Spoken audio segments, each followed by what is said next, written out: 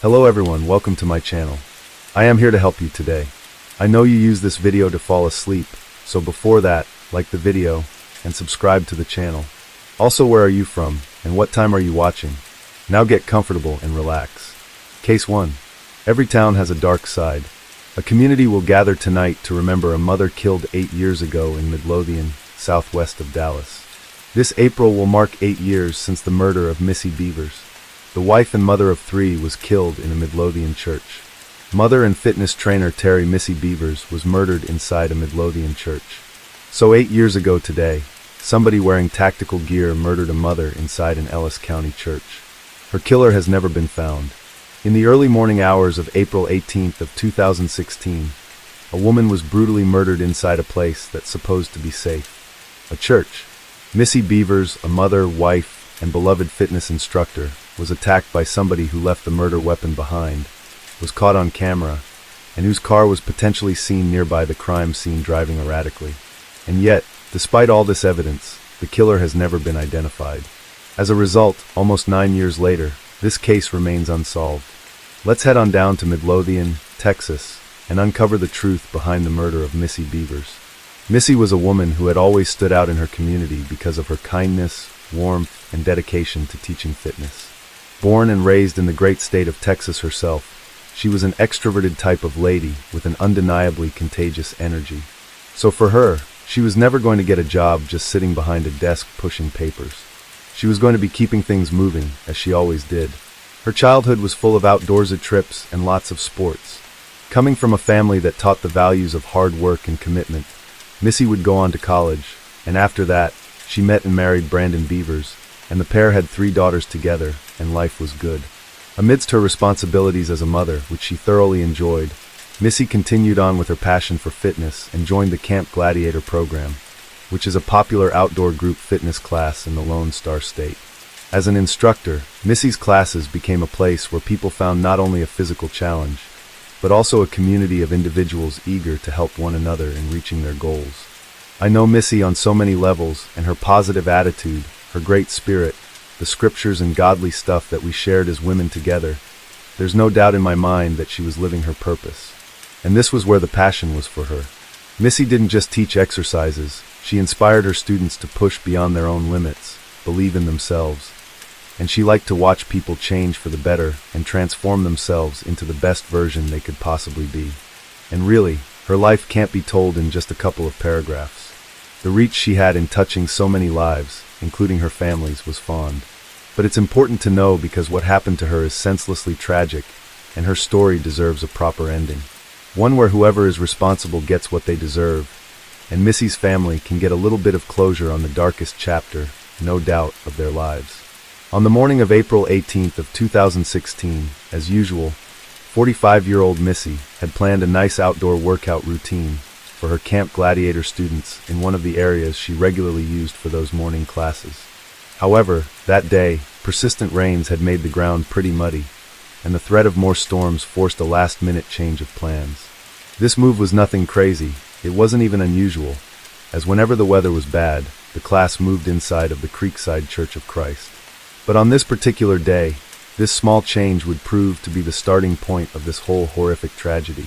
Missy arrived early to the church to set everything up before her students arrived. Very early, in fact, as surveillance cameras caught her in the parking lot a little after 4 a.m., so she could bring stuff in and have everything ready to roll for the 5 a.m. class. When a small group of them showed up, they entered through the large front doors, and the place was eerily still. That energy that Missy gave off had been snuffed out in a horrifying display. From there on the floor, she was dead, lying in a pool of blood with multiple puncture wounds all across her body. Around her some tools, a hammer, presumably the items used in the killing, and quickly someone tried to help her, but they soon realized it was too late. The scene was bewildering, terrifying, and completely out of place in that space, and in a town like Midlothian. When the police got to work, obviously they were looking at a homicide, but who did it and why? Was this a random act with Missy being in the wrong place at the wrong time, or was she perhaps targeted? Initially, the police felt like there was a good possibility that this was in fact a chance encounter, that the perpetrator was likely there to steal stuff from the church, thinking that in the early morning hours no one would be there. Then when they came upon Missy in that hallway, they were startled and just killed her before fleeing. The thing about that angle, though, is that nothing of value was missing. On top of that, Missy's own cell phone, iPad, and wallet were left right there in the open. Could someone have planned on robbing, freaked out when they saw Missy, killed her, and then forgot to rob stuff? It's possible, but that doesn't really sound likely. Luckily for the detectives, the church was equipped with a surveillance camera system, while the ones outside were not functioning at that time. And the same cameras that saw Missy moving her equipment into the church could be the same ones that caught the killer, which would make this an open and shut case. Only not so fast, because while the footage did provide some valuable insights, it simply wasn't enough to make any substantial progress. And here's why. There was surveillance video from that morning, now grimly familiar to many. A mysterious person in tactical gear and going through the tapes, which were captured around 4:15 a.m., the video shows an unknown individual dressed head to toe in police tactical gear, something like a SWAT team member would wear, methodically wandering the church's hallways. And this suspect, clad in a black helmet, army camo pants, gloves, and a police-marked vest, can be seen smashing glass in various spots and attempting to open doors. And they have their hammer on them and other tools, and so the idea that this was a crime of opportunity didn't fit the mold. This person got ready and had definitely planned. The question was, though, was this a robbery they wanted to pull off, or was Missy actually the intended target? And while this unknown individual is making their way through the halls, Missy, meanwhile, is grabbing her gear out of the truck, unaware that she was about to come face to face with her killer. At 4:18 a.m., that's the last time anyone sees her on camera, walking back inside. Despite extensive analysis from lots of experts in the field who scrutinized the tapes, the suspect's identity still remains a total mystery. And so much so, in fact, that they don't even officially know if this person is male or female. The individual's distinct walking gait, which appears somewhat feminine and impaired, has been pored over, including by forensic podiatrist Dr. Michael Nierenberg. And police wondered if this person were injured or had something wrong with one of their legs. However, it was Dr. Nierenberg who concluded that the strange walking was likely caused by the heavy gear that they were not used to wearing. And the perpetrator actually stumbles a few times because of this, leaning into the walls in order to prop themselves up. And still, despite the uneven feet, the killer's behavior appeared meticulous and calculated. They did not seem rushed at all, which suggested it wasn't an impulsive crime, but rather a deliberate act. Someone who knew what Missy was doing, and that nobody else was going to show up there for at least another 30 or 40 minutes. Now this fueled theories that it was a personal attack rather than a robbery. The choice of tactical clothing and the use of the hammer as a weapon made it clear that the killer was prepared for what they were about to do. On top of that, the force with which the hammer had been used indicated a clear intent to cause harm. So ultimately, it was determined that the killer was breaking glass and smashing locks to make it look as though it were a robbery gone wrong. However, the sole intention of this whole thing was to murder Missy. But who and why would anybody want to do this? Initial evidence at the scene, such as fingerprints and traces of DNA, didn't provide conclusive leads for investigators. They even tried to trace the killer's escape routes based on the footage and evidence at the crime scene, but that got them nowhere either. It was time to talk to those who knew her best, to see if they could shed any light on who could have possibly been responsible. Interviews with her family and friends confirmed that Missy had no known enemies to speak of. Even though her family life was good by all accounts, they had to look into her husband Brandon, of course, to see if maybe things weren't as rosy as they appeared to everybody else. As it turns out, Brandon was far away at the time of the murder, all the way in Mississippi on a fishing trip. However, a few days after the killing, Brandon's father, Randy, would go on to bring a shirt with blood on it to the dry cleaners. Suspicions were piqued from that, though it didn't last too long. For one, Randy himself was out in California when the killing happened. As for the blood, that came from a dog after he broke up a fight between two of the animals. DNA testing confirmed the stain did belong to a canine and not a human. The Midlothian community didn't remain idle in all this. After all, there was a killer in their midst, so they wanted answers just as much as the police and Missy's family did. Despite the lack of progress in the investigation, the residents came together to support the family and seek justice. Vigils and acts of solidarity were organized, where tributes were paid to the victim and support was shown to her 3 daughters who lost their mother in such a brutal manner. Social media then became a key tool for spreading awareness about the case, with many people sharing information and urging anyone with potential leads to please come forward. In looking through Missy's own social media footprint, detectives did find something worth looking into further. These were messages coming in across LinkedIn from an unknown male in the months leading up to her death. The contents of what exactly those messages said have never been revealed, but they were described as being creepy and strange, according to the police. This angle was followed up on, but clearly it was just another dead end. Even though they don't believe this person who wrote those messages killed Missy, the authorities still believe that Missy spoke with her killer in some form or another before she was killed, and they're adamant that she knew the perpetrator, even if they weren't well acquainted or even friends. But possibly this killer had an obsession or fixation, at the very least, and acted out in a violent manner when they realized they couldn't be a part of her life. Lothian police released 2 new details in the fitness trainer murder investigation. Police are looking for this car, seen on the morning Missy Beavers was murdered near the church where the crime was committed. And one final peculiar piece of evidence emerged from a nearby SWFA outdoor store in the early morning hours of that fateful day. The surveillance footage from there showed a 2010 to 2012 Nissan Altima behaving suspiciously in the parking lot at just around 2 a.m. The car circled the lot, flashed its headlights, and parked in a secluded spot before leaving. Under normal circumstances, who would care about this? But given what transpired just a few hours later, it's pretty odd behavior worth looking into. Except once again, police reached a dead end on that front. Despite public appeals, the driver of that vehicle has never come forward, leaving its connection to the case uncertain. And so it's now been close to 9 years since Missy was murdered in cold blood in that church in Texas. The reality is that the investigation has made little significant progress. It's hard to believe given all the amount of footage available, but that's where this case remains at the moment, cold and unsolved. While authorities continue to actively pursue the case, the lack of tangible evidence remains the biggest obstacle. The FBI and other agencies have jumped in offering their help, but so far they've not been able to identify the suspect either. In their efforts to solve the crime, authorities have repeatedly emphasized the importance of receiving any information that could lead to the capture of the perpetrator, offering a substantial reward of $150,000 for tips that could help resolve the case. So, if you have any information whatsoever, please reach out to them.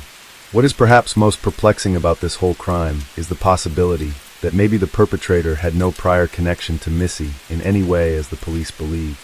They don't know that for sure, and if this hypothesis proves true, it would help explain why they can't find any evidence linking Missy to this person. And maybe this was just a deranged individual who entered the church with the intention of committing a robbery, or even just vandalism. When Missy showed up in front of them, the fatal confrontation occurred. Police were forced to investigate all individuals who had contact with Missy prior to her death. This included reviewing her cell phones, emails, and social relationships to determine if there was any conflict or reason that could have motivated the attack. However, when all close circles of Missy, including friends, family, and colleagues, were ruled out as potential suspects, will this further help raise the theory that maybe they were looking at the wrong angle and that this was in fact random? Brandon, Missy's husband, has spoken publicly where he has discussed the events leading up to Missy's murder, the anguish he felt when he received the news of her death while out of town, and the difficult experience of being considered a suspect at the start of the investigation.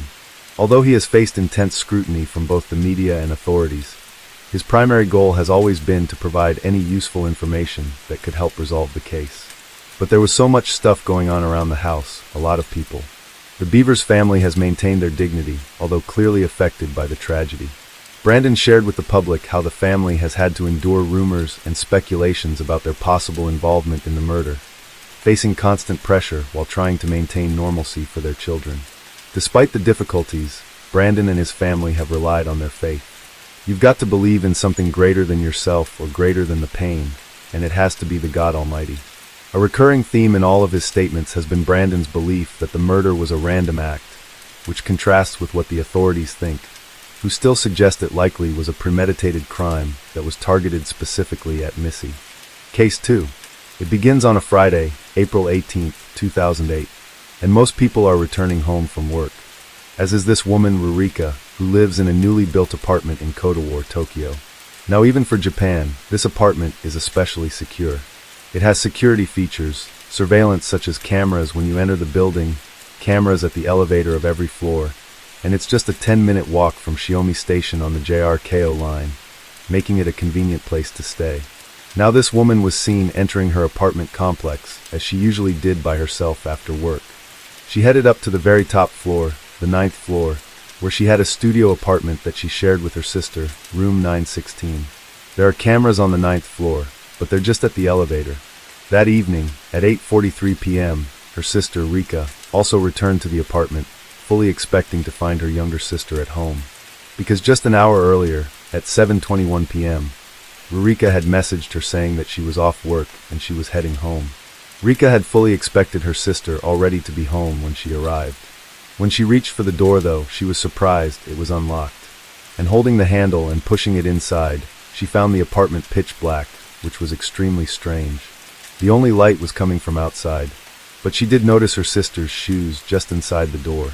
At the time she thought, okay, my sister had an emergency and had to rush to the bathroom. She left the door unlocked and the lights off because she forgot to turn them on before heading in. Unfortunately, Rurika was never seen again, as if she just vanished into thin air. This case obsessed many across Japan, because nothing seemed to be able to explain this woman's disappearance.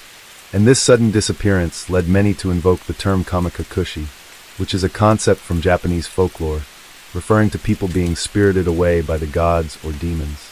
And when this crime was finally solved, many proclaimed that this was almost the perfect crime. Initially, Rika decided to unwind.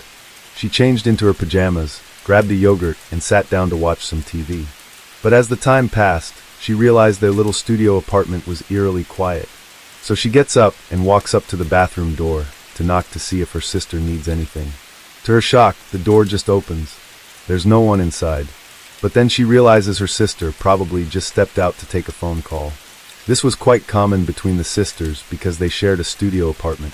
It would be disruptive if they both spoke loudly at such a small apartment. She goes to grab her coat and takes a walk outside to try and find her sister. So first she heads down to the first floor, doesn't see anything. Now she starts to get worried because it's been over an hour and her sister hasn't said a word.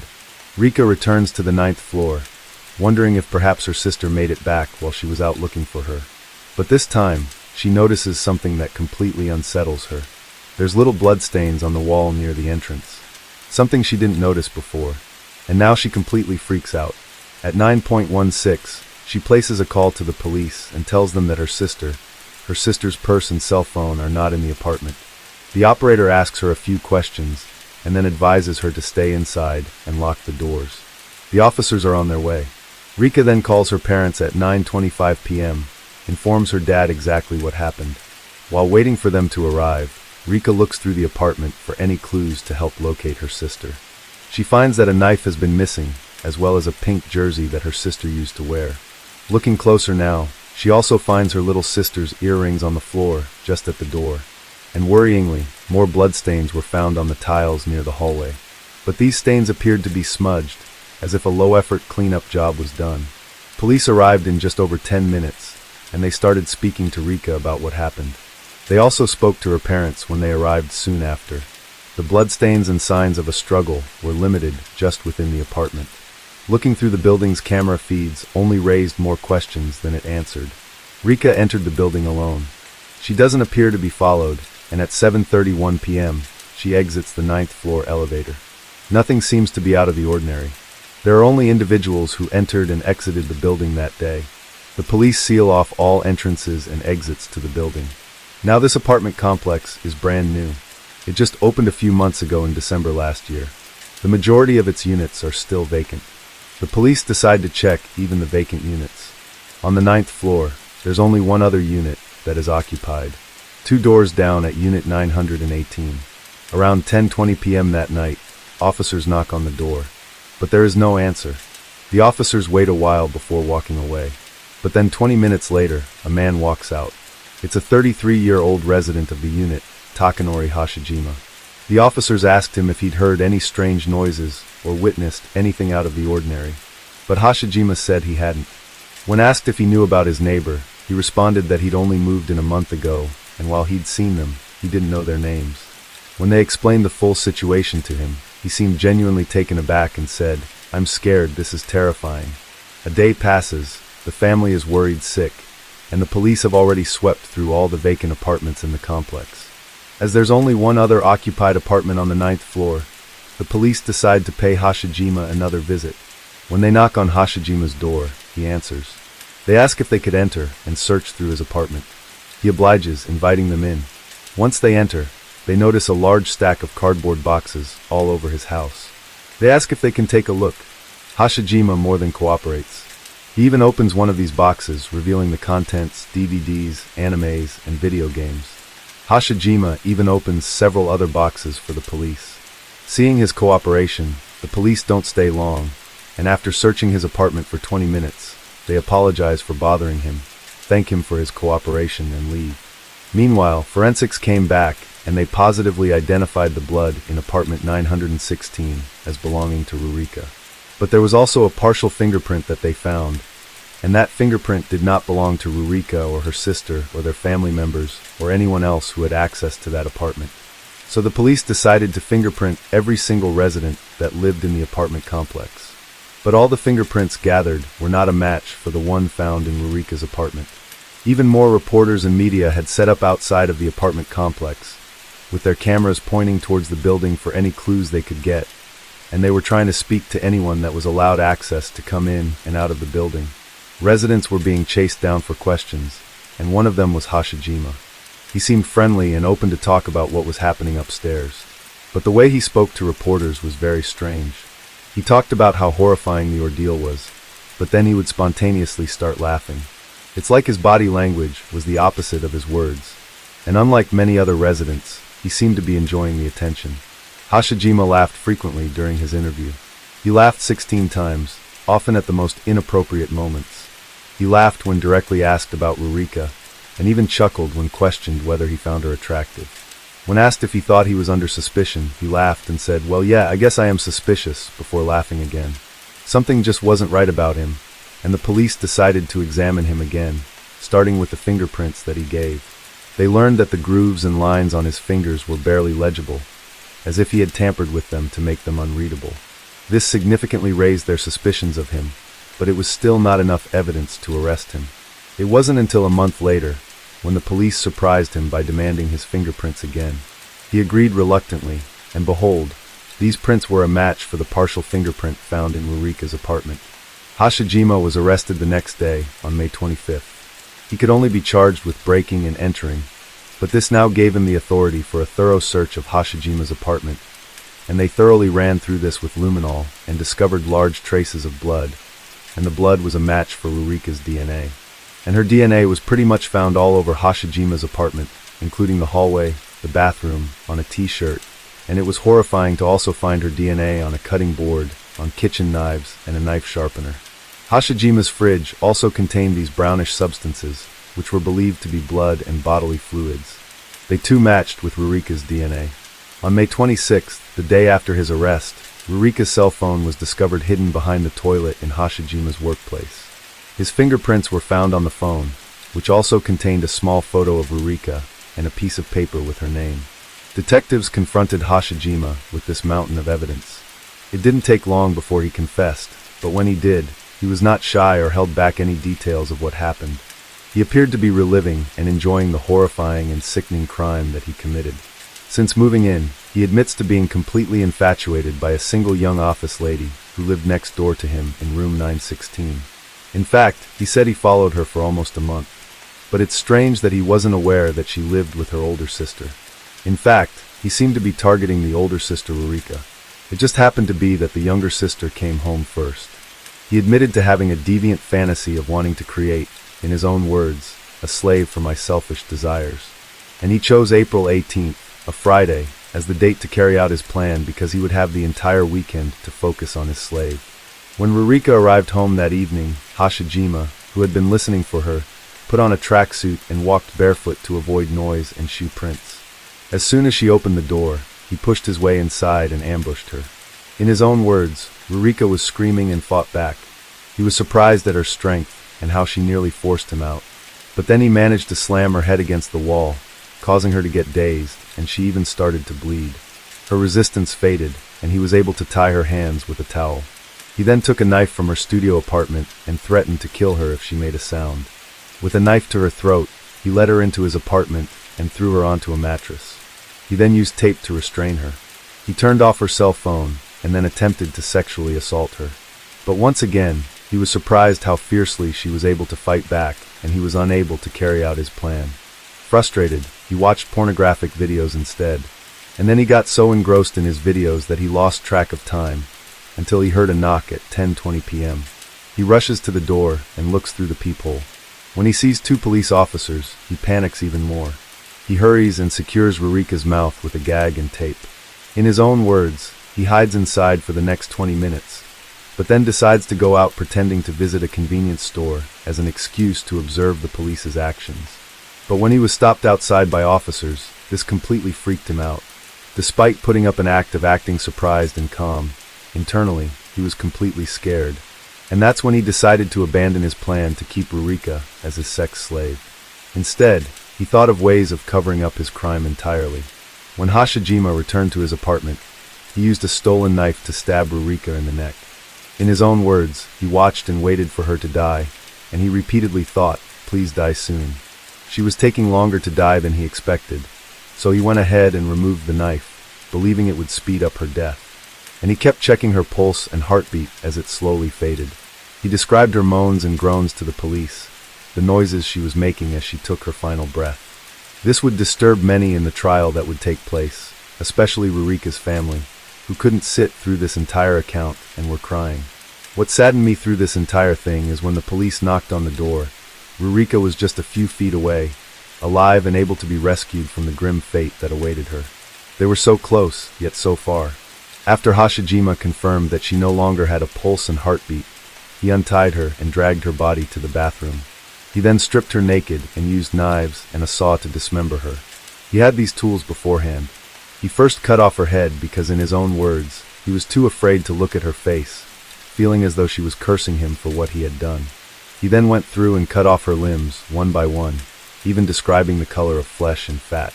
He then skinned her arms and legs before proceeding to work on her chest, where he cut her down to her stomach and removed her organs.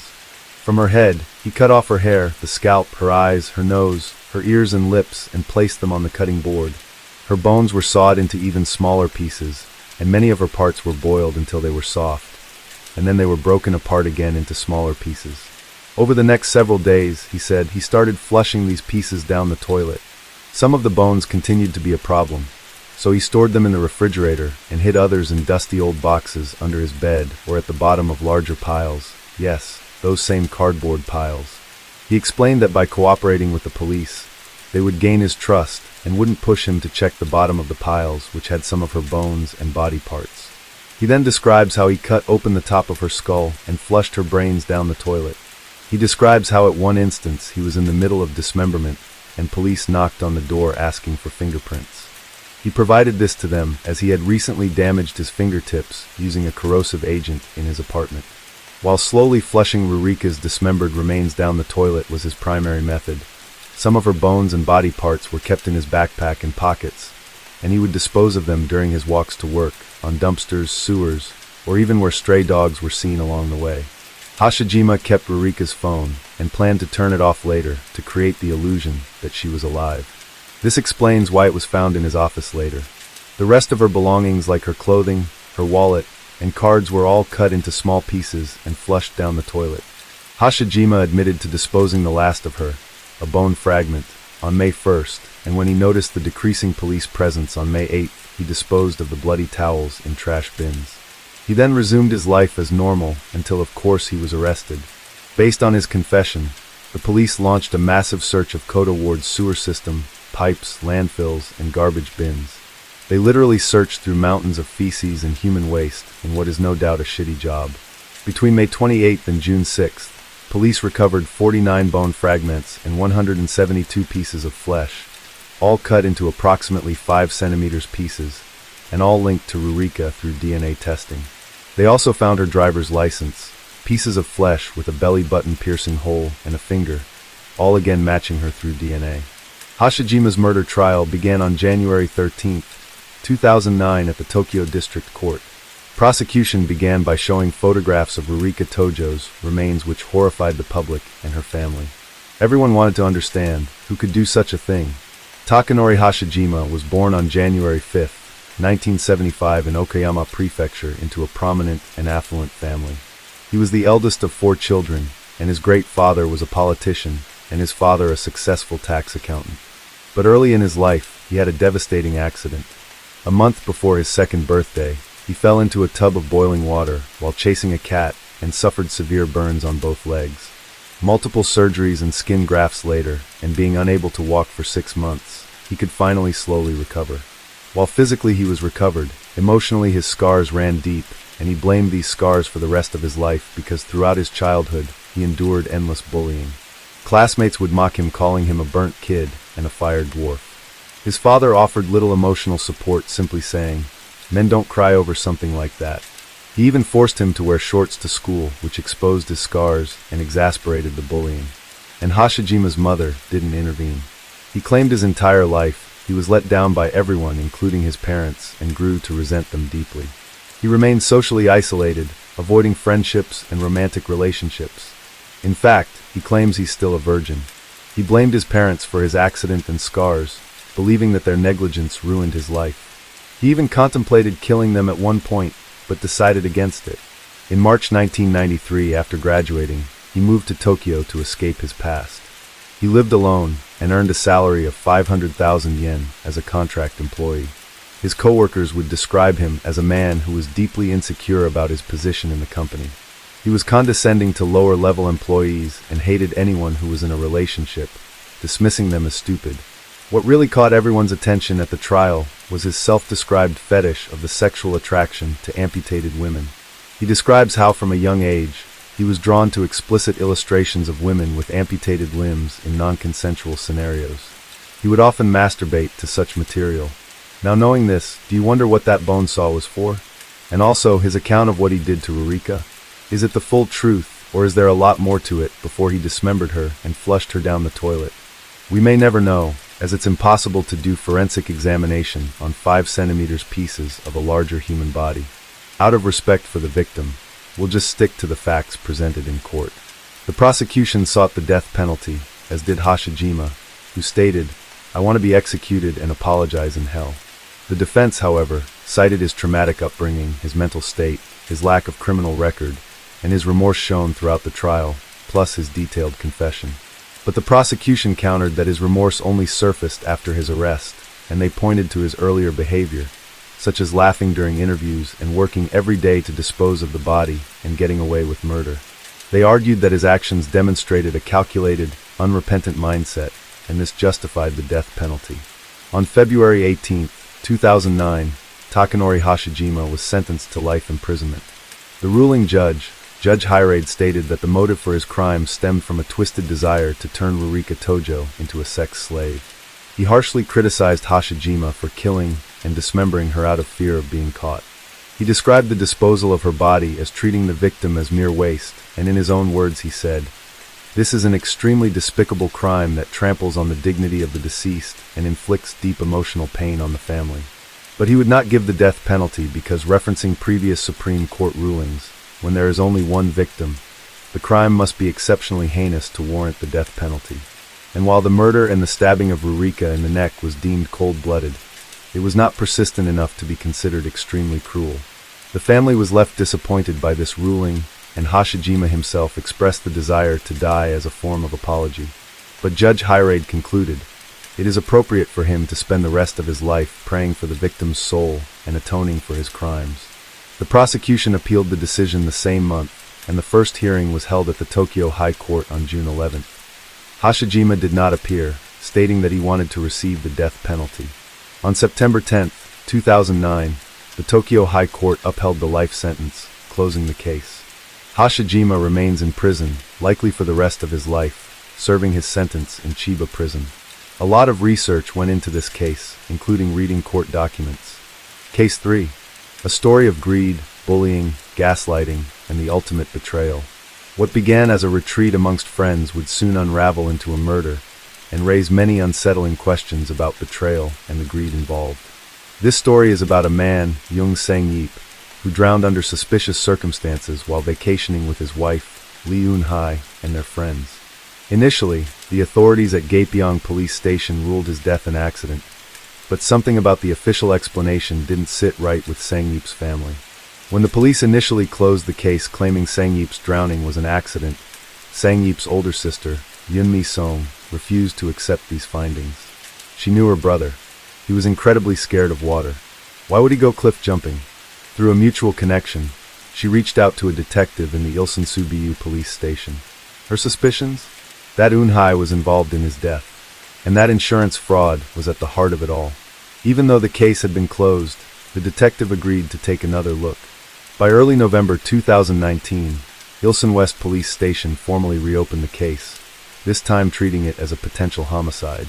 Let's take a closer look at this case and go back to the date that it happened, which was mostly recorded on cell phones. It's June 30th, 2019. A warm, humid day. 28-year-old Lee Eun-hae and her husband, Yoon Sang-yeep, and a group of friends set out for a weekend at the valley in Gapyeong. Known for its waterfalls and calm waters, it's a popular getaway spot for people looking to escape city life. The group booked a pension, a type of guest house in South Korea that blends indoor accommodations with a glamping-style experience. The area was well equipped with camping facilities, grilling stations, and electrical outlets. While it had a natural scenic feel, it wasn't completely remote. There were bus stops and businesses just a 20-minute drive away. Alongside Eun-hae and Sang-yeep were their longtime friends Cho Hyun-soo and 5 others. Dae-sol, a friend of Eun-hae, Jun-soo, a co-worker of Hyun-soo's, Yoon-young, Jun-soo's girlfriend, and Hyo-seop, a friend of Dae-sol's. At first, this seemed like a casual weekend getaway. But underneath it all, there were tensions, particularly in Eun-hae and Sang-yeep's marriage. While legally married, they lived separately. Eun-hae stayed in Incheon, a bustling coastal city, while Sang-yeep worked in Suwon. The official reason was the difficult commute. But as more details emerged, it became clear that commute was not the real reason. By 3 p.m., the group had settled by the water, inflating large floating tubes and organizing their supplies. Despite the summer heat, the water was cold. Most visitors had already left, leaving only a few people by the river. Sang-yeep, who had previously admitted that he couldn't swim, climbed onto a tube near the shore. The water was shallow at first, but dropped off quickly towards the middle, far deeper than he could stand. He was visibly uneasy, but Hyun-soo dismissed his concerns and began pulling the tube further out. Sang-yeep held on tightly, protesting as Hyun-soo dragged him deeper.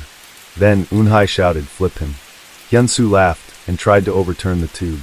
Sang-yeep resisted, pleading for them to stop. Hyun-soo called to Eun-hae, "I can't flip him, it's too heavy, help me." By now, Sang-yeep was panicking.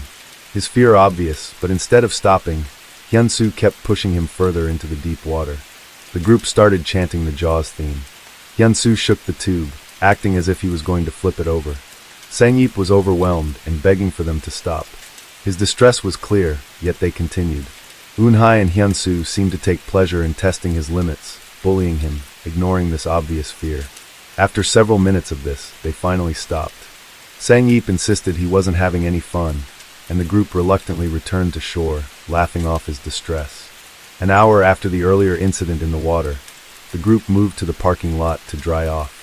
Hyun-soo suggested cutting open the watermelon they had bought, but they quickly realized they had forgotten a knife. Instead of finding another way, Hyun-soo proposed a game of rock, paper, scissors to decide who would smash it open with their head. The group eagerly agreed, but it was clear they had already made up their mind who would carry this out. Eun-hae lost the game of rock, paper, scissors, then turned to her husband and pressured him to do it for her. Under the peer pressure, and his wife asking him directly in front of everyone, how could he refuse? Hyun-soo held the watermelon steady as Sang-yeep slammed his head into it, cracking it open. While he wasn't seriously injured, the act was humiliating, another moment reinforcing the unspoken power dynamic within the group. Eun-hae and others seemed to laugh and enjoy their control over him. As the evening went on, the sun began settling, and by 8:20 p.m., the darkness was creeping in. Hyun-soo, taking the lead, and 2 other men in the group, Jun-soo and Hyo-seop, decided to jump from a cliff into the water. The water below was dark, cold, and deep. Sang-yeep hesitated, clearly uncomfortable with the idea, but the group wasn't having it. The men egged him on, and Eun-hae joined in. She put on a life vest, taunting him, "If you don't jump in, I will," implying that she was braver than him. Reluctantly, Sang-yeep jumped. Moments later, The others resurfaced, but Sang-yeep didn't. By 8:24 p.m., Eun-hae called 119, Korea's emergency number, reporting that her husband had drowned after jumping into the water. The Gapyeong Emergency Department arrived at 8:43 p.m., taking 19 minutes to navigate the narrow single-lane road leading into the valley. A second rescue team from 24 kilometers away arrived at 8:51 p.m. At 9:05 p.m., they found Sang-yeep's body and began resuscitation efforts. He had no pulse, no signs of breathing. After 15 minutes of CPR, he was transported to the nearest hospital at 9:22 p.m. They transferred him again to a larger hospital, where he was officially declared dead at 10 p.m. The autopsy confirmed the cause of death, drowning. Eun-hae told emergency responders that after realizing Sang-yeep wasn't resurfacing, she had thrown another inner tube into the water, hoping he would grab onto it, but the water was too dark to see anything. She also mentioned that her husband hated swimming, but had come on this trip to make her happy. But as the investigation progressed, witness testimonies and physical evidence would contradict her version of events, and showed a form of bullying that only got worse over months. 5 months after Sang-yeep's death, in December 2019, Eun-hae filed a claim against her late husband's life insurance policy, the payout, a staggering 800 million won, roughly $600,000. But Shinhan Life Insurance rejected her claim. The company had reason to suspect foul play. Their investigators flagged several irregularities, the most alarming of which was the timing of Sang-yeep's death. The life insurance policy had been signed in August 2017 and was set to expire on June 1, 2019. Just 4 hours after he died, Eun-hae, enraged by the rejection, took her frustrations online. She accused the insurance company of corporate corruption and fraudulent practices, and went so far as to contact Unanswered Questions, a hard-hitting investigative television show on SBS. The program was known for uncovering scandals, exposing criminals, and making national headlines. But its methods were sometimes controversial, and its reputation for sensationalizing crime made it both respected and feared. Her email, subject line bold and accusatory, "Illegal atrocities by large insurance companies are still happening," painted herself as the victim. She claimed she had been married to Sang-yeep for 8 years, but his death was a sudden accident, and that she was now battling a ruthless insurance company trying to rob her of what was rightfully hers. She pleaded with the show to investigate, confident that media attention would turn the tide in her favor. The production team, intrigued, decided to take a look. Eun-hae, so desperate to be heard, suddenly vanished. She stopped responding to calls and emails. Days passed, then weeks. The more the team tried to reach her, the more elusive she became. With no further cooperation from Eun-hae, the production team had no choice but to halt their investigation, at least for the time being. Time passed. The Unanswered Questions production team had long since shelved the case, until something caught their attention. A news article about Sang-yeep's death surfaced, describing the circumstances as an unfortunate accident. According to the report, Sang-yeep had drowned after jumping into the water, his foot trapped between jagged rocks beneath the surface, but buried within the online comments was a clue that led them on a completely different path. A user accused Eun-hae of collecting a large insurance payout following her husband's death. The same comment hinted at a massive debt looming over her. The production team decided to take another look. Their investigation revealed that Ilsan Police Station had quietly reopened the case and was now treating it as a possible homicide. Eun-hae wasn't just a grieving widow battling an insurance company. She was now a murder suspect. The police had been tipped off by Shinhan Life Insurance, the same company that had denied her claim. Their concerns about fraud had turned into something darker. A pattern was emerging, and both law enforcement and journalists wanted answers. Determined to uncover the truth, the Unanswered Questions team turned to people who knew Sang-yeep best, his family. His older sister painted a picture starkly different from the one Eun-hae had presented. According to her, Sang-yeep had been 39 years old at the time of his death, a dedicated employee at a research company for 15 years. He earned a comfortable salary, lived a modest lifestyle, and was known for his kind-hearted nature. Then there was Eun-hae. She was 11 years younger, and Eun-hae had claimed their relationship began when she started working at his company as an intern. She had no university degree, only a high school diploma. But despite her lack of formal qualifications, she had supposedly secured an internship at the firm, or so everyone thought. The truth? No one at the company could even recall Eun-hai ever working there. Sang-yeep's former colleagues insisted she had never been an intern. The story of how they met, the foundation of their relationship, was a lie. Despite being together for years, Sang-yeep's family had never met Eun-hai's parents. His sister recounted how they had repeatedly asked to arrange a formal meeting, only for Eun-hai to constantly dodge the subject. It was as if she was hiding something or someone. A marriage built on deception, a widow fighting for insurance money, a death that now seemed far from accidental. As investigators dig deeper, a troubling picture of Sang-yeep's financial life began to emerge. On paper, he should have been financially stable. His job at a prestigious research firm provided a steady, decent salary. But in reality, he was drowning in debt. In 2018, Sang-yeep filed for bankruptcy. His financial records painted a bleak story. A man earning a respectable income, yet barely surviving. On paper, he should have been comfortable. His annual salary of 64 million won, around 48,000 US dollars, was more than enough to sustain a modest lifestyle. And yet, in 2018, he filed for bankruptcy. His bank statements told a devastating story. Month after month, his income drained into the same black hole, Eun-hai. She had convinced him she needed the money to help her parents, to pay off debts.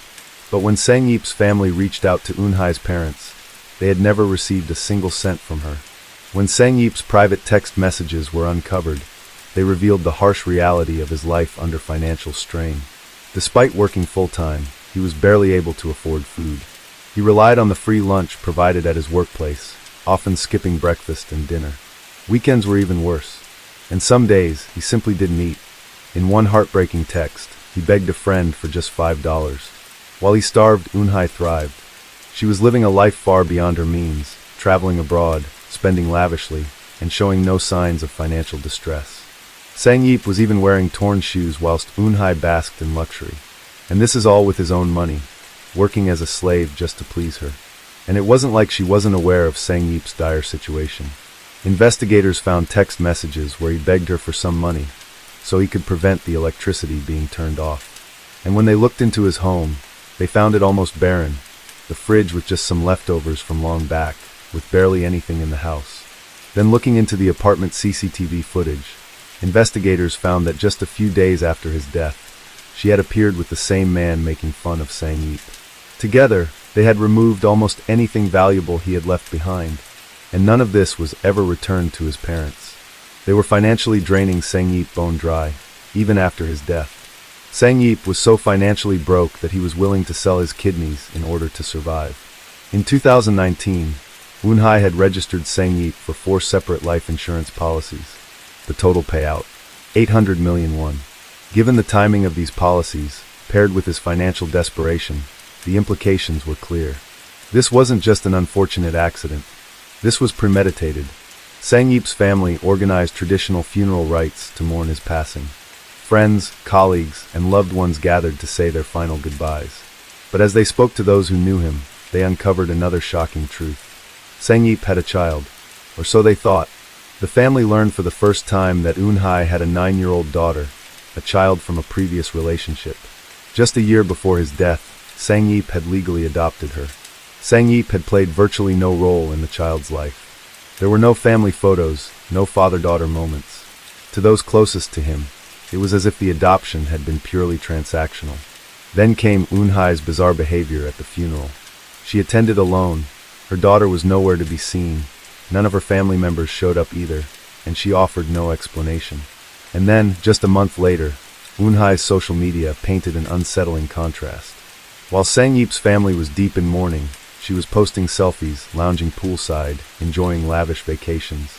Yes, people grieved differently, but Eun-hai's actions raised alarms. Meanwhile, the Ilsan police station had made another discovery. Eun-hai had tried to kill Sang-yeep before. 3 months before his death, she attempted to poison him with pufferfish toxin, a substance so lethal that even a minuscule dose could prove fatal. Somehow he survived. But it was clear, his death at Gapyeong Valley could not have been an accident. It had been premeditated murder. With all the mounting evidence, a warrant was out for Lee Eun-hai and Jo Hyun-soo's arrest. In December 2021, just as the walls were closing in, the two fled into hiding. The entire nation was watching. Their faces were plastered across the news stations. Authorities released public wanted posters, urging citizens to report any sightings. And for months, they eluded capture. Then, on April 3, 2022, the first break came. A tipster reported spotting a woman resembling Eun-hye at a subway station. Then, a former associate of Hyun-soo stepped forward. Hyun-soo had previously worked at an illegal brothel where he first met Eun-hye. Eun-hye had convinced Sang-yeop to invest in illegal sports betting, leading to crippling financial losses. Finally, on April 16, 2022, after 17 days on the run, Eun-hye and Hyun-soo were found in hiding in an office tel in Goyang. They had been living off cash, using burner phones, and avoiding the outside world. Neither resisted. Their days of running was over.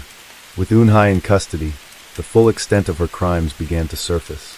A 339-page investigative report exposed a shocking financial scheme. For years, Eun-hye had methodically drained Sang-yeop of every penny. 210 million won had been siphoned. The money was funneled into accounts belonging to Eun-hye, Hyun-soo, her father, and even 3 friends. By June 2018, Sang-yeop's debt had ballooned to 128 million won. Experts believe that Sang-yeop had been psychologically broken. 5 months before his death, in January 2019, he texted Hyun-soo, saying, Eun-hye's cruelest tactic, bringing Hyun-soo along wherever she spent time with her husband, breaking down his self-worth. By the time he died, he was the shell of a man he once was. Once investigators peeled back the layers, they found that Sang-yeop wasn't the only victim. Eun-hye had been orchestrating insurance scams for years. September 2017, just 6 months after marrying Sang-yeop, she traveled to Japan with another man. While there, she falsely reported her travel bag had been stolen and collected 1.5 million won in insurance. On May 2019, she used the same scam in Macau, claiming another theft and cashing in 2 million won. On April 2019, she signed up for a new insurance policy in Sang-yeop's name. And then on June 2019, just 2 months later, he was dead, and she collected 1.3 million won. 850 investigation records, and 41 witnesses called to testify. Yet despite the overwhelming evidence, Eun-hye remained defiant.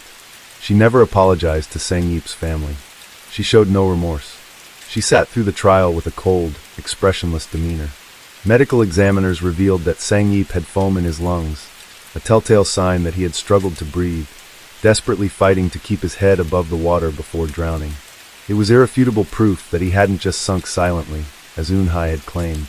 Her story that he had gotten his foot caught between rocks and slipped under without a sound was a lie. Eun-hye and Hyun-soo had lured Sang-yeop into the water, knowing he was a weak swimmer. No one tried to save him.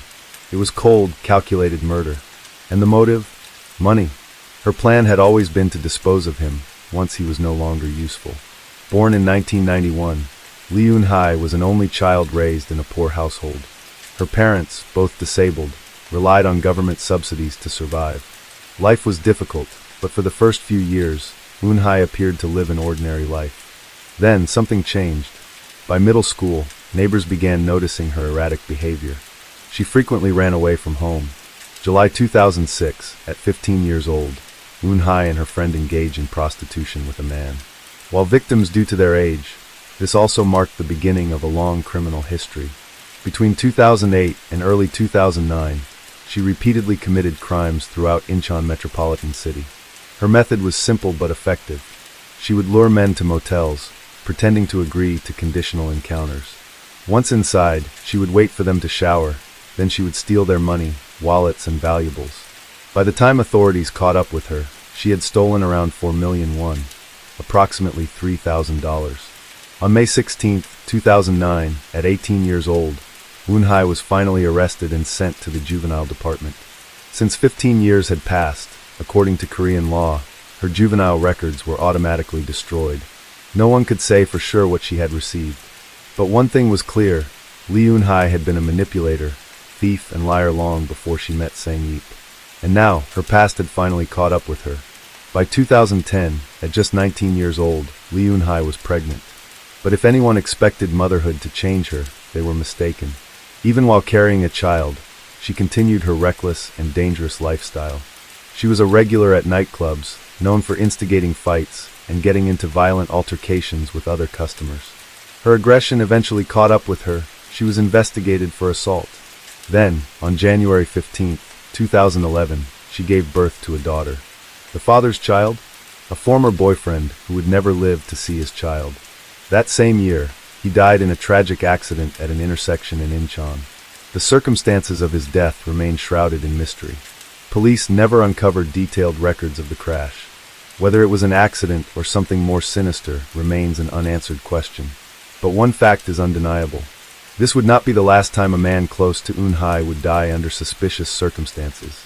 By 2014, Eun-hye had moved on to other relationships, this time with her common-law fiancé, known only as Lee Mo. The couple had plans to marry. Then came the trip to Pattaya, Thailand. It was meant to be a romantic getaway. Instead, it turned into a fatal excursion. While snorkeling, Lee Mo drowned. An autopsy confirmed water in his lungs and detected a small amount of alcohol in his system. The official ruling? Accidental drowning. But something didn't sit right. His cell phone was missing. It was never recovered. His family, not Eun-hye, received the insurance payout. And this was the second time a man romantically involved in Eun-hye had died under mysterious circumstances. At the time, authorities found no direct evidence of foul play. But in hindsight, Lee Mo's death looked eerily similar to what would later happen to Young Sang-yeop. By now, Eun-hye had perfected the art of deception. She was a master of luring men, using them, and discarding them when they were no longer useful. Multiple sources, including testimonies from former acquaintances, suggested that Eun-hye's live-in boyfriend, Jo Hyun-soo, was more than just a lover. He was her pimp. Operating what was essentially a one-person prostitution business, Jo Hyun-soo managed Eun-hye's clients, controlled her earnings, and facilitated her encounters. Given her history, dating back to her teenage years of engaging in conditional encounters, it was presumed that she continued to work this line of work well into adulthood, even after meeting Sang-yeop, even after marrying him. Eun-hye later claimed that she met Sang-yeop through a chance encounter. The truth? She likely met him the same way she met so many others, through a paid sexual encounter arranged via an online chat room. The report suggested this happened around 2007 or 2008. By March 2017, the two had officially registered their marriage. By April 2022, just weeks after Lee Eun-hye's arrest, a shocking and disturbing trend emerged online. On Kakao Talk, South Korea's most popular messaging app, fan chat rooms dedicated to defending and glorifying Eun-hye began to appear. One such group, which had around 30 participants, a message was pinned to the top chat: hate the sin but not the sinner. Another chat room showed crime is not important. Your face is important. If you're pretty, everything is forgiven. While Eun-hye was idolized, her accomplice, Jo Hyun-soo, was mocked and ridiculed. He was branded a loser, a pawn, a disposable sidekick.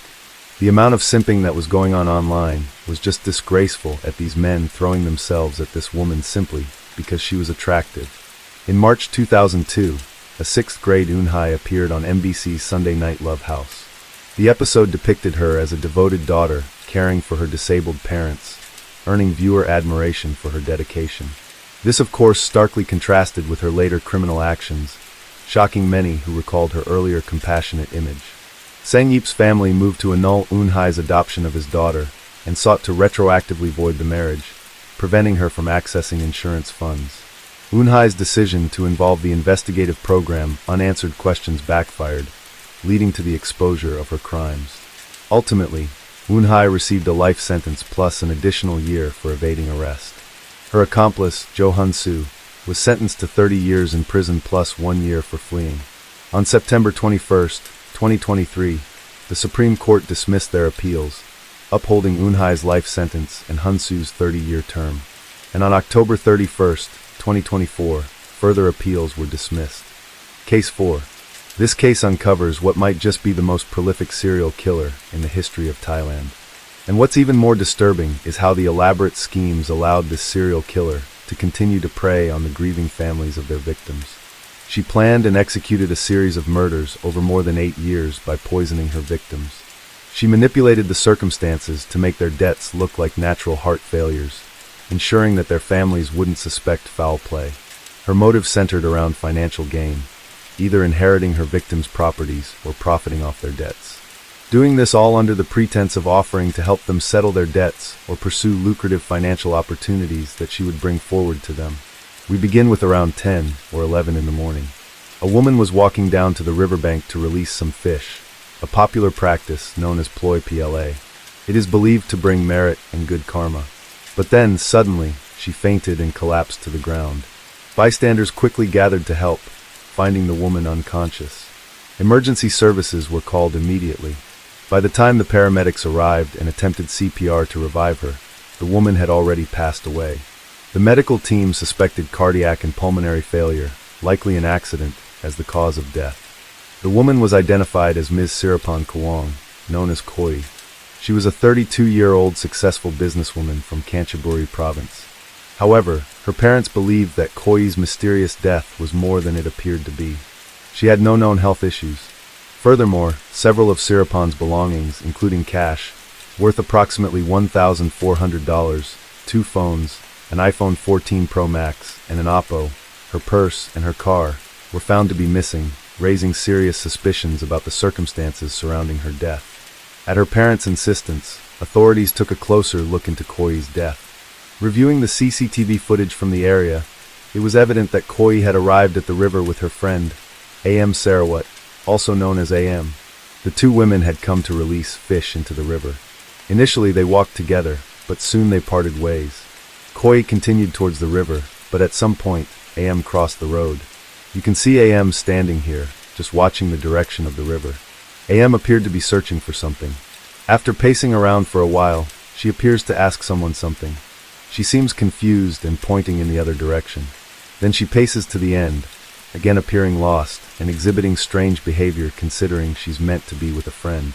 Then the footage showed her running to the car, retrieving an item, and then heading down the stairs towards the riverside where Koi was. However, after reaching the stairs and soon after, A.M. walked back up, got into the car, and drove off as if nothing happened. To call this behavior strange is an understatement.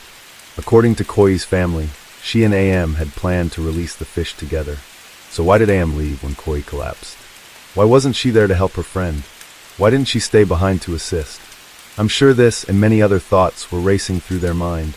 The police recovered Koi's car at the residence of one of A.M.'s acquaintances. According to the CCTV footage, Koi drove the car to A.M.'s place, and from there, A.M. drove both of them to the riverside.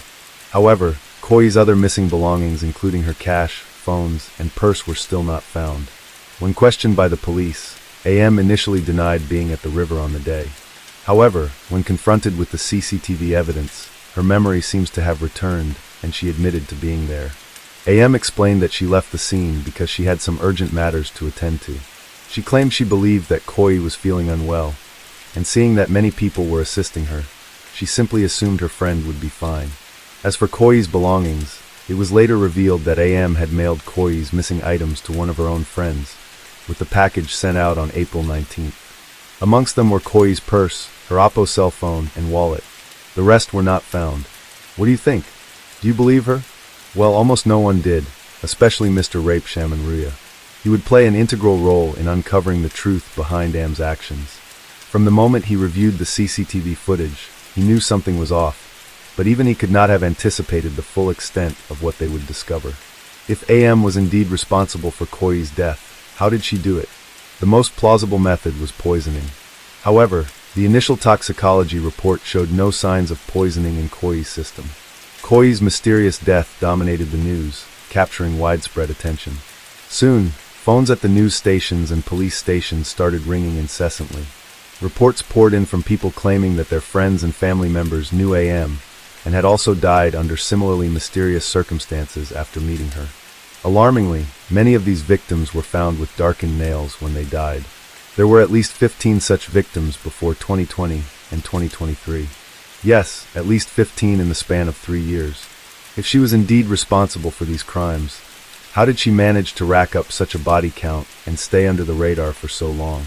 A.M. was arrested on April 23, 2023, and news of her case spread like wildfire. People speculated on all her potential victims, and then another woman came forward, and she had reportedly loaned A.M. 250,000 baht, approximately $7,300. She told police that she experienced chest tightness and loss of feelings in her hands. She had taken a pill offered by A.M. during a meeting at a mall in Kanchanaburi province. Fortunately, she was immediately taken to the hospital and is now safe. Let's take a closer look at who AM really is. At the time of her arrest, AM was 36 years old. Her ex-husband, Bidhan Rangasuwapan, was a police officer. After their marriage, they moved into the police accommodation and had 2 children together. Over time, Bidhan advanced through the ranks, eventually becoming a high-ranking lieutenant colonel. This career success brought an improved lifestyle for the family, prompting them to move into a new home. Although AM and Bidhan divorced in 2020, they maintained a close relationship, likely for the sake of their children.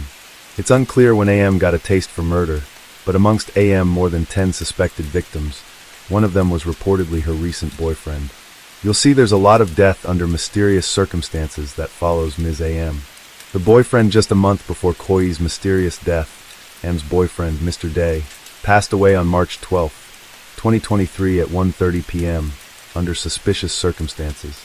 The pathologist listed the cause of death as cardiopulmonary failure. It was AM who called the police, stating that she was his girlfriend and she was pregnant with his child. At the time, no one suspected foul play. It was later uncovered that on the very evening of Mr. Day's death, AM went on to celebrate her birthday with her friends. Who in their right minds would do that? AM also pawned Mr. Day's gold jewelry on March 18, 2023, just a few days after his death. Additionally, she took control of all his properties. At the time, Mr. Day's family did not find these actions suspicious, as they believed AM was pregnant with his child. She should inherit all his properties.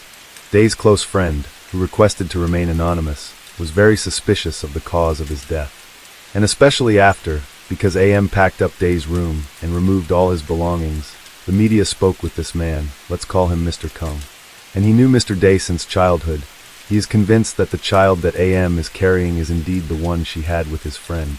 Day met AM through a dating app in December 2022, and AM frequently boasted about her involvement in the money-lending business, claiming to pawn cars and land and engage in stock trading. She often bragged that her ex-husband was a deputy director, suggesting that if there were any issues that arose, she could rely on him to resolve them. May, Day's friend, recounted the day Day introduced AM to her for the first time on March 11th. After returning from work, she saw Day with a woman sitting on a marble bench at her house. At first, she wondered who the woman was, until she remembered Day had mentioned that his girlfriend was coming. That day, May noticed that Day's demeanor was strange, serious, and not very talkative, unlike his usual cheerful self. While the two of them sat together, it was AM who spoke more than Day, asking about Day's whereabouts and if there were any other women pursuing him, to which he replied he did not know. After the visit, the two left together. On the day that he died, AM called May to say something was wrong with Day, that he was bleeding profusely. When May arrived, she saw other people and AM in the room before the officers entered. Day was lying down, wearing only underwear with bloodstains on his mouth. She observed that Day's fingernails were dark, but his body was still warm. At that moment, she thought Day might have been under a spell or under the influence of drugs. Additionally, May noted that Day typically carried a lot of cash, but on the day he died there was less than 10 baht found in his pocket. Day had mentioned to his friends multiple times that he had actually seen AM kill someone before, describing her as an evil woman. Now because Day's friends were very suspicious of his death, they looked around, and that's when they found something that blew their minds. It was a bottle with a label marked UN 1680 or potassium cyanide. Cyanide is an extremely toxic compound that can cause death within minutes of exposure, making it one of the most lethal substances known. It is odorless and tasteless, which allows it to go undetected in food or drink, rendering victims unaware of its presence until it's too late. The rapid onset of symptoms, including difficulty breathing, confusion, and loss of consciousness, can lead to fatality in as little as 15 minutes, depending on the dosage and route of exposure. Special tests such as analyzing blood and tissue samples for cyanide ions or its metabolites are often required to confirm its presence, complicating the investigation into suspicious deaths. In Thailand, cyanide is primarily used in mining for the extraction of gold and silver through a process called cyanidation. Additionally, cyanide is employed in electroplating to coat metals with gold or silver. Although its use is regulated, cyanide compounds may still be used in some pesticides and fumigants. The forensics team was able to identify cyanide in a shared vehicle that AM drove with her ex-husband. Following this, they obtained and executed a search warrant at her ex-husband's house, where they discovered a large quantity of unlabeled drugs and empty capsules. Her ex-husband claimed he had no idea these substances were just lying around. Similar findings were also made at her mother's home. These substances were all confirmed to be cyanide. In May 2023, at the Bampong police station in Ratchaburi province, the autopsy report for known Koi came in. The report confirmed the presence of cyanide in Koi's body. AM refused to speak further with the police regarding Koi's death. When arrested, AM actually made the bold claim that Koi wanted to take drugs mixed with cyanide, and she was simply fulfilling Koi's request. She also stated that she was only able to obtain the cyanide because she acquired it from her now-deceased boyfriend. I swear I can't make this stuff up. The things that comes out of this woman's mouth are just completely unbelievable. I'm not sure how stupid she thinks the entire world is, getting caught red-handed and still blaming someone, and then the simple coincidence of everyone around her simply passing away from cyanide. As if it's the most abundant thing on this planet. I just don't understand this woman. She should have just kept her mouth shut. She may actually have a chance of a defense attorney doing something to help her out. But maybe it's not about that. Maybe it's about getting justice for her many victims. It's innocent until proven guilty. I could still be wrong. She could be innocent. But let me know what you think, and there's a possibility that she was set up. I just highly doubt that. The police examined all the victims and mapped out the connections, revealing that each of them was linked to AM in some way, primarily through financial ties. But what's really unbelievable to me is that a lot of the victims were actually police officers. They likely met AM because of her ex-husband's connections. And even if police officers weren't safe, then who is? AM even targeted high school friends. I guess anyone who was linked to her was a potential target. One of her many schemes was the Rotating Savings and Credit Association, or ROSCA. A ROSCA is a group savings system where members regularly contribute a set amount of money to a collective pot, which is distributed to one member on a rotating basis until everyone has received their share. This system relies on trust amongst its members and involves no interest, making it an accessible alternative to formal loans. ROSCAs are particularly common in Southeast Asia and assist individuals in savings for major expenses or emergencies. It's an alternative form of banking and insurance where individuals form a collective that helps each other out. While ROSCAs played a central part in many of AM's schemes, she utilized different financial schemes to prey on her victims, which banked on the fact that the victim wouldn't live to see a benefit from any of them. One example would be borrowing money from them, but at exorbitantly high interest rates, which would be lucrative for the victim if they actually survived to benefit. AM also had other loan shark scams related to gambling. In each of these transactions, it was really AM who was pocketing the money, the valuables and more, and fleeing to the next unsuspecting victim. One might think that Ms. AM would target the rich, but that's not the case here. She would target the desperate and needy.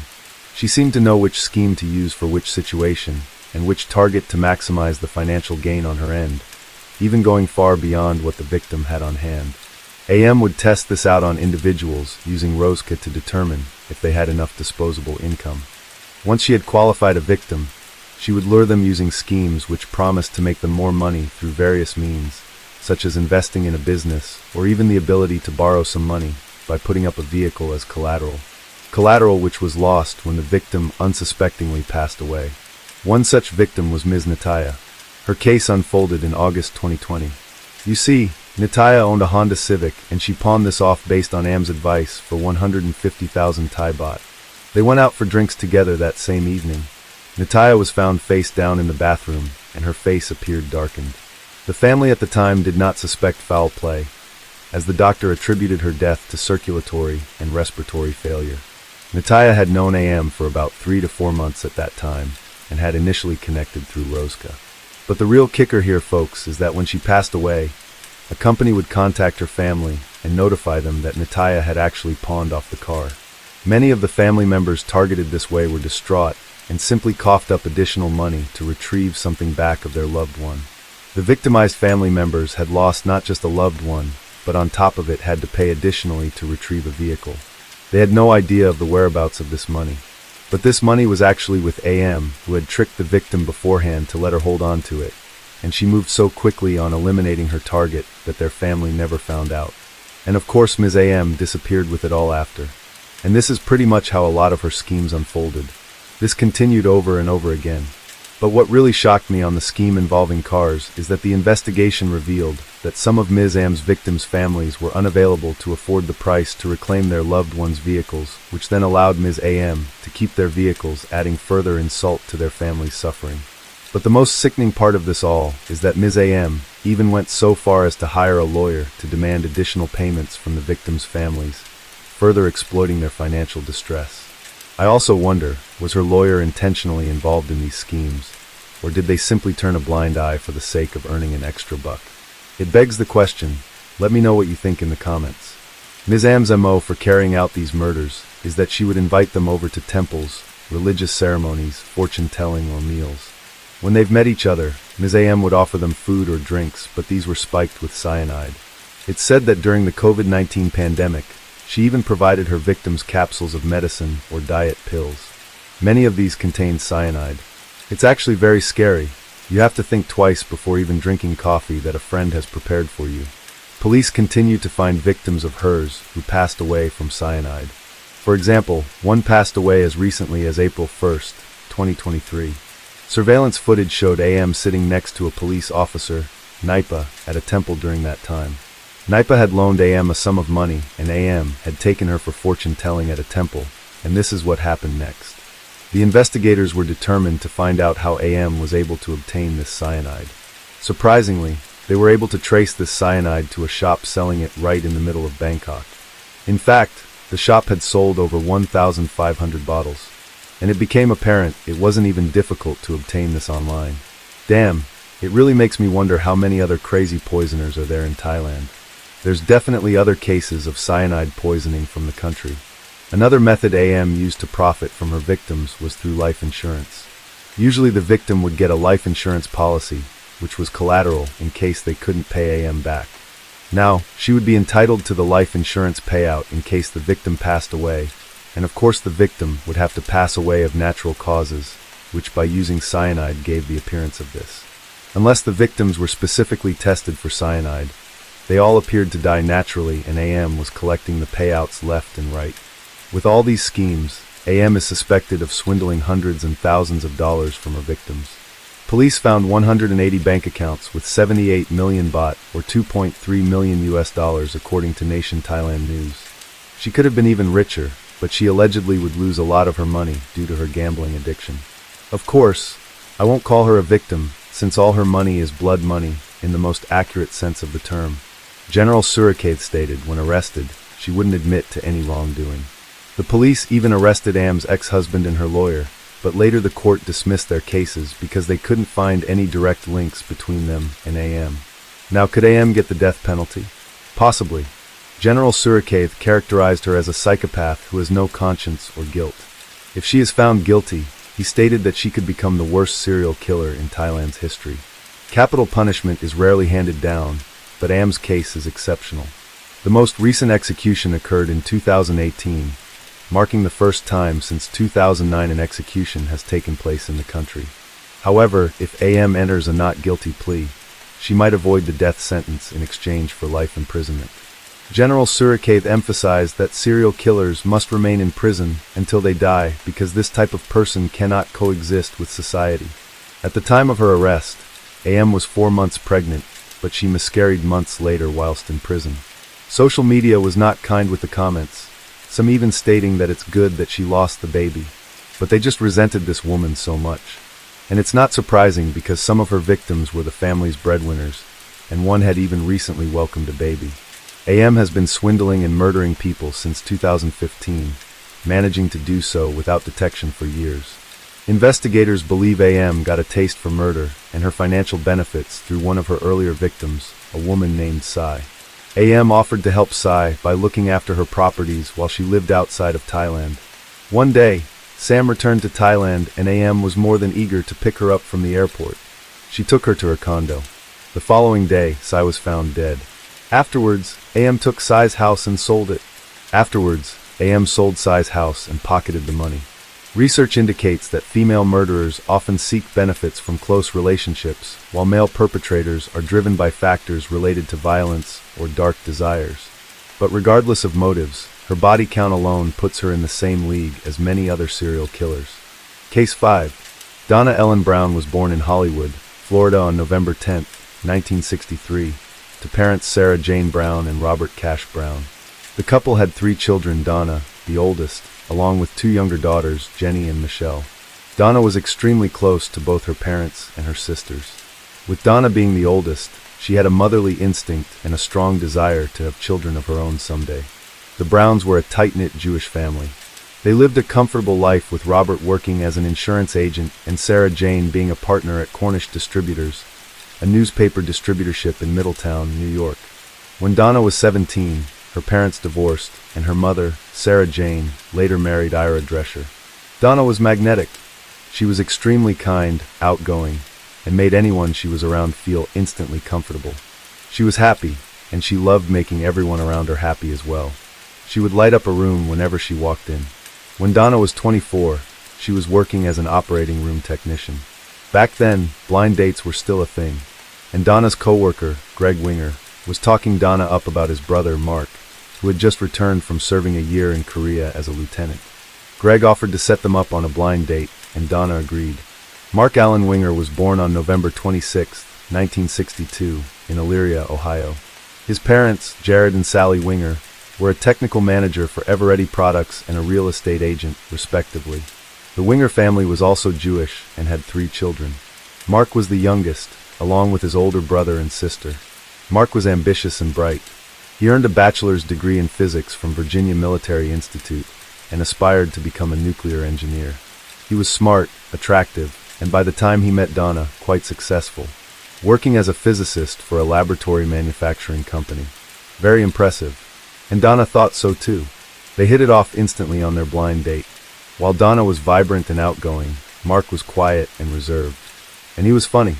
He made Donna laugh. They began dating, and Donna's family liked him instantly. He was a perfect match for her. They seemed to always be touching, either holding hands or sitting close together. Donna was always bursting with energy, and Mark was like a balance with his calm, quiet demeanor. They were in love, and things were progressing. So well that in June of 1988, 6 months after they began dating, Mark proposed to Donna. She happily accepted. The families were overjoyed.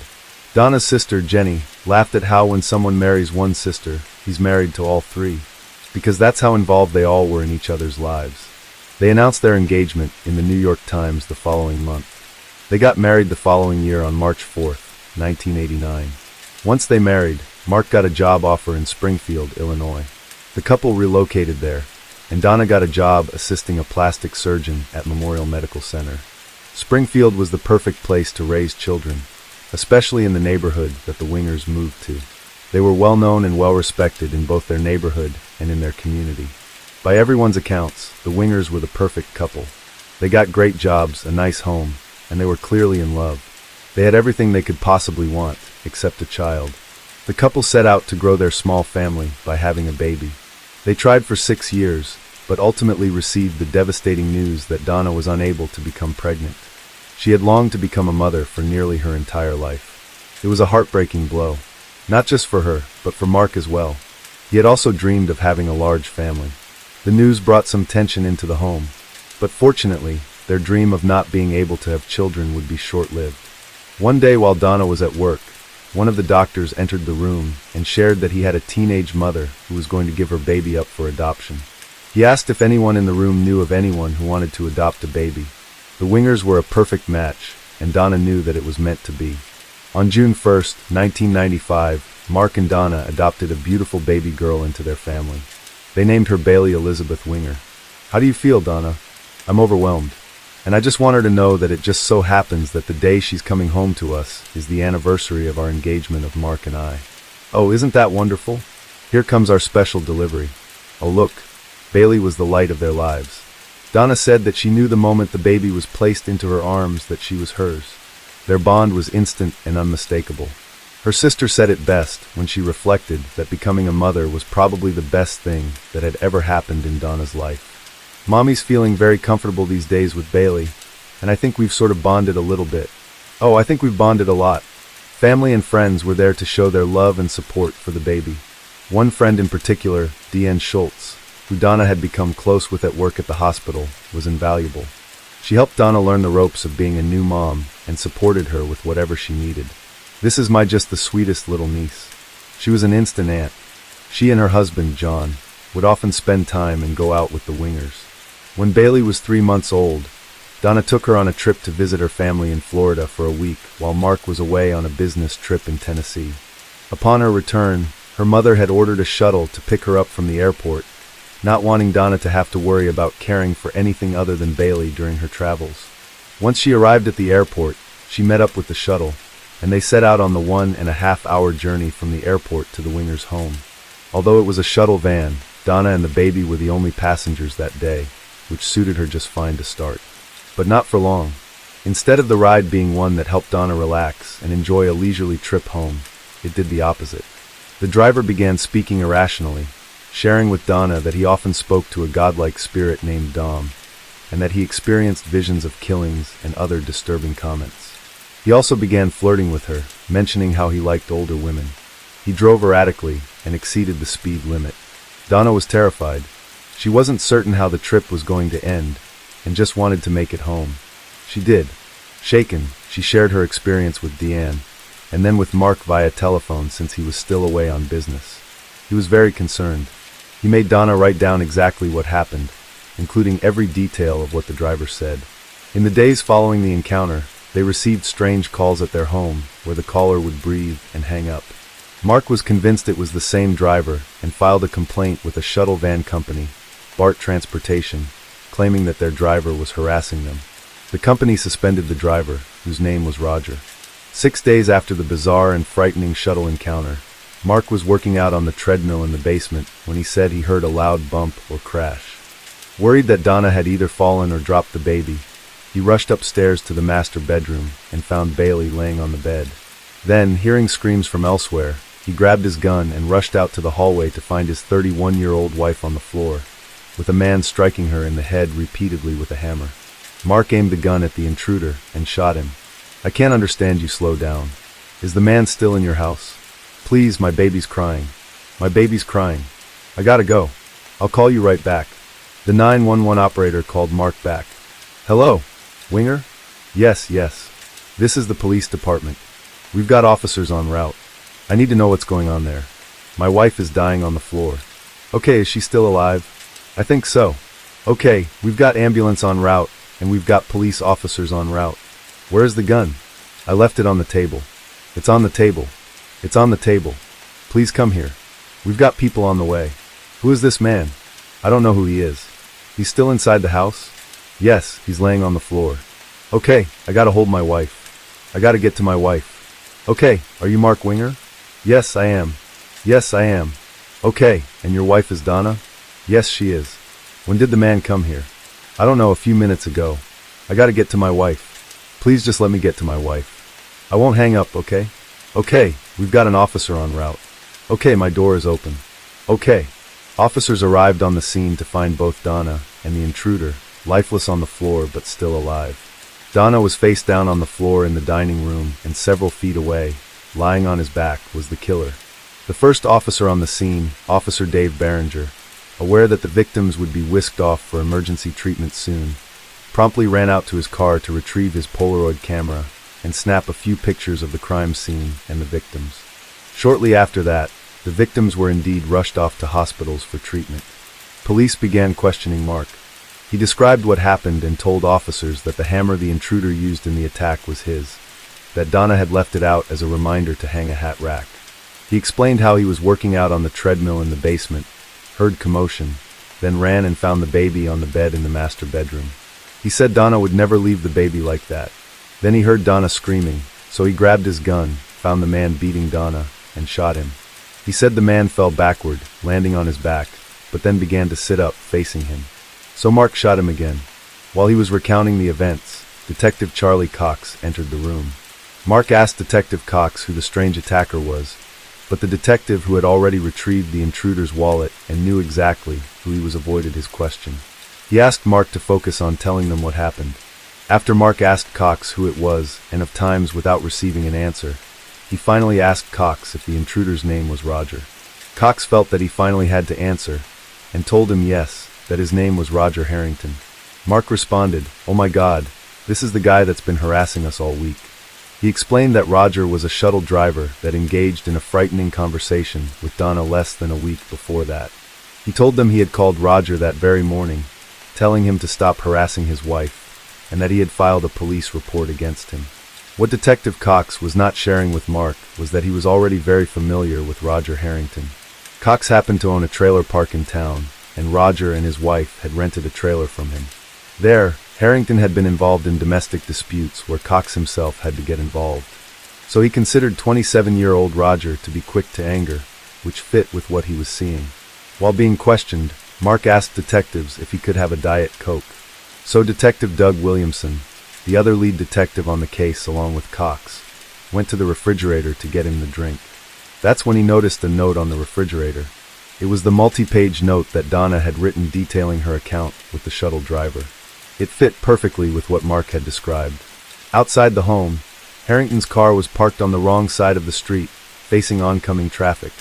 In it, they found a note that had Mark's name and address, along with a time, for .30. Also in his car, they found a knife and a tire iron with black electrical tape around the handle. Inside the house, they found a yellow coffee mug and cigarettes on the kitchen table, both belonging to Harrington. They also found a hammer covered in blood. The detectives consoled Mark, assuring him that he had done everything he could to try to save his wife, but that both Donna and Harrington had not survived their injuries. Mark was inconsolable and called his rabbi to come help comfort him through the ordeal. Mark was also worried that he'd be arrested for shooting the attacker, but there was no cause for concern. He and his wife were considered the victims of this heinous attack. Far from a criminal, Mark was hailed a hero for shooting his wife's attacker. Officially, Donna's death was listed as a murder by Harrington, and Harrington's death was listed as justified homicide due to self-defense. The case was closed within 48 hours. After the murder, all hands were on deck from Donna's family to help ease the pain and transition for Mark and baby Bailey. Donna's mother and sister, while still grieving for their own tremendous loss, took turns traveling to Springfield to help Mark care for the baby. During the visits, they noticed that Mark was behaving strangely, not at all as they expected.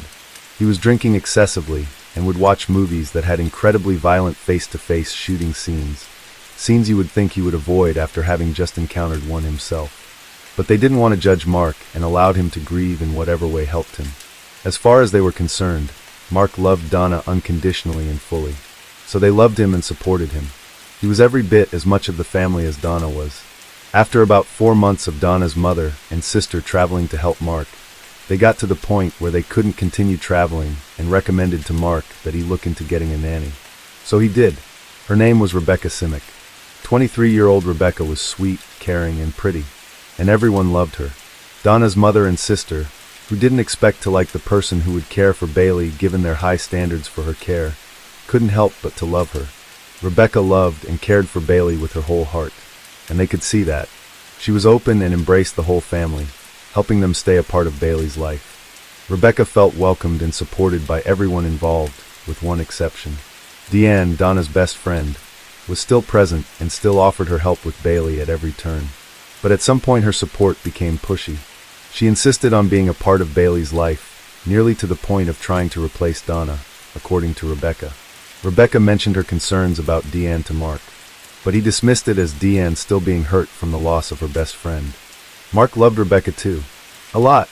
So much in fact that after less than a year of her nannying and several late-night talks and wine, Mark announced to Donna's family that Rebecca was pregnant.